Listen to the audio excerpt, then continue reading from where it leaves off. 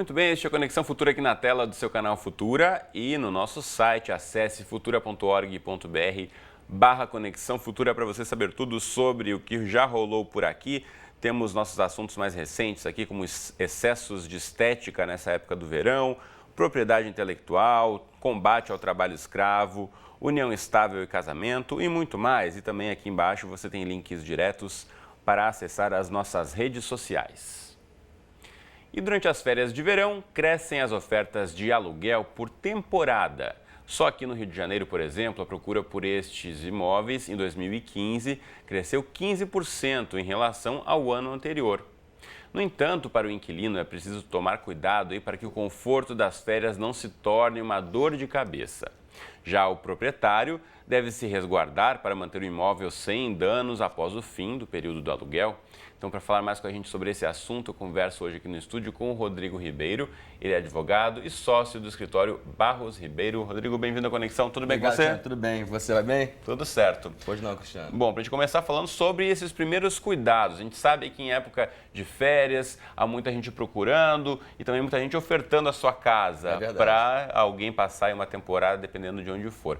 Mas a informalidade ainda domina muitas vezes esse tipo de contrato. Contrato, na verdade, informal. Qual os riscos que quem vai alugar uma casa, um apartamento, ou mesmo um quarto durante um período, pode aí estar correndo risco se não tiver nada firmado oficialmente? Cristiano, o ideal é que haja um contrato, que esse contrato é fundamental para garantir o proprietário e também o inquilino. O risco que o proprietário corre ao facultar, ao ofertar o seu imóvel para um estranho é uma depreciação, é o furto de algum eletrodoméstico, algum bem que guarneça o imóvel.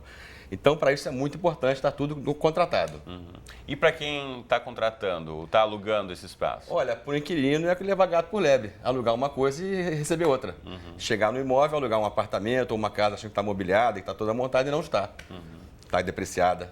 A gente sabe que a internet também tem facilitado muito, né, para as pessoas buscarem, tem até alguns sites que estão ofertando. Como é que esse tipo de site tem interferido aí em relação a esse tipo de aluguel? Esse site hoje tem sido um sucesso, esses aluguéis via site. Eles normalmente, o mais conhecido deles, ele oferece até um seguro ao proprietário. Você se cadastra, você tem um seguro para qualquer dano sofrido no seu imóvel. Bom, a gente sabe aí que isso tem movimentado muito aqui no Rio, principalmente por conta agora da época do verão e também chegando a época das Olimpíadas. É verdade. Quem quiser ofertar eventualmente a sua casa, nunca fez isso, mas veio uma oportunidade de repente conseguir juntar aí uma renda extra. Antes de colocar a casa à oferta aí para aluguel de temporada, deve pensar no que antes? Em se acautelar, em fazer um contrato. O ideal é que seja feito através de uma empresa especializada, que possa trazer ao proprietário garantias. Porque o contrato de locação por temporada, ele obrigatoriamente deve constar no contrato se o imóvel está guarnecido com algum móvel, quais são os móveis, qual é o estado deles. Então, o mais seguro é um contrato com uma intermediação, com uma imobiliária, por exemplo. Bom, e quem não tiver feito o contrato ou não tiver registrado oficialmente aí, tem muito desse tipo de conversa. Eu conheço o fulano, é amigo do Beltrano, me emprestou aí o apartamento e tal, mas em caso de algum dano, tem como comprovar ou como ser ressarcido de algum tipo de dano? O ideal é sempre que haja um contrato informal, seja verbal ou de qualquer maneira mais informal, que haja pelo menos um laudo, um relatório de tudo que está na casa, até para as duas partes acautelarem, né? E o proprietário, normalmente, nesse tipo de locação, ele exige o aluguel inteiro na frente. E pode cobrar também algumas garantias, como uma fiança, um depósito maior. Você paga a locação inteira e deposita mais uma verba a título de garantia. Isso é possível e traz segurança ao negócio. Mas aí essa verba a título de garantia seria devolvida para quem está alugando depois? Seria devolvida se não ocorrer nenhum dano no imóvel. Aí o inquilino recebe de volta.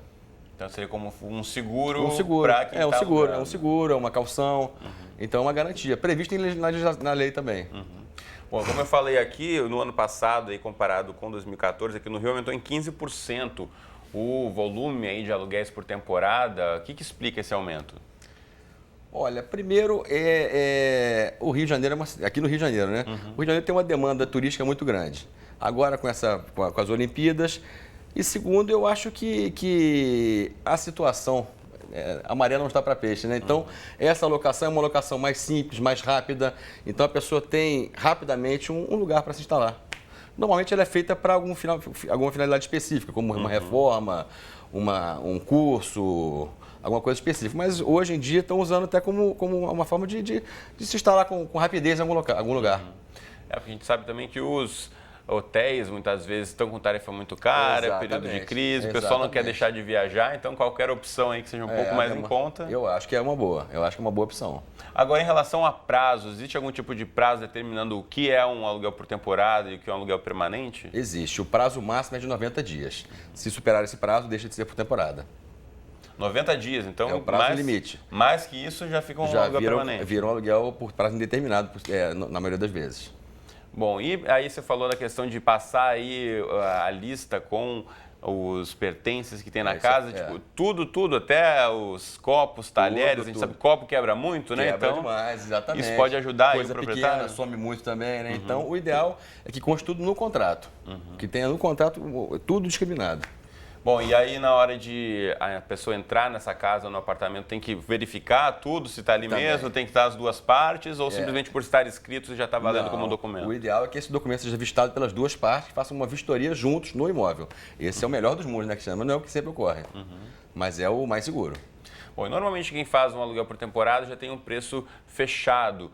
É possível esse proprietário que está alugando querer cobrar depois por eletricidade, ou por água, ou por gás mesmo, depois de finalizado o contrato? Não. Tudo tem que ser pago, tem que ser acertado e pago. Ele pode cobrar um pouco no começo, um pouco no final, mas normalmente é pago tudo na frente.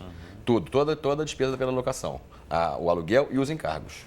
Bom, mas se uma vez que a pessoa gastou demais, aí não tem como recuperar. Aí tem a garantia, né? Aí você tem que se acautelar com a garantia, botando um seguro, uma garantia, tudo que for gasto é maior. Se pegou um locatário insano que ficou com o ar-condicionado, luz ligado o tempo todo, gastou mais do que o previsto, dá para se indenizar. Nesse período de calor também tem que pensar no conforto. É melhor colocar no preço da locação, embutir no preço. Sem dúvida. E normalmente para fazer um contrato como esse, isso leva quanto tempo? Já que para quem está começando, como eu falei aqui, os sites têm ajudado muito as pessoas a se sentirem mais seguras em colocarem suas casas à disposição para aluguel por temporada. E muitas vezes o pessoal não está acostumado aí com trâmites burocráticos. Leva muito tempo para fazer? Não, é muito rápido. É um contrato muito simples. O mais importante é constar o prazo exatamente e esse cuidado de discriminar tudo que tiver dentro do imóvel. Muito bacana, então. A gente espera aí ter ajudado você na hora de buscar um aluguel por temporada, ficar mais atento, e sendo você um locatário, ou então um proprietário aí que está a fim de colocar aí o seu imóvel para disposição do público.